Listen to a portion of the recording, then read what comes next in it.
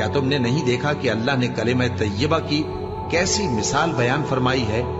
وہ ایسی ہے جیسے پاکیزہ درخت جس کی جڑ مضبوط ہو اور شاخیں آسمان میں پھیلی ہو۔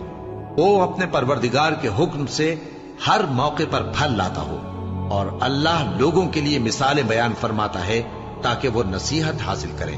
اور ناپاک بات یعنی غلط عقیدے کی مثال ناپاک درخت کی سی ہے کہ وہ زمین کے اوپر ہی سے اکھیڑ کر پھینک دیا جائے، اس کو ذرا بھی قرار و ثبات نہیں۔